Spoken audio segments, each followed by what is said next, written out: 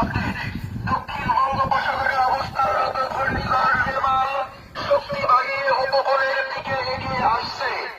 আজ বিকাল 4:30টায় ঘূর্ণিঝড় রেমাল শ্যামনগর উপজেলার গাবুল থেকে 180 কিলোমিটার দক্ষিণে অবস্থান করছে।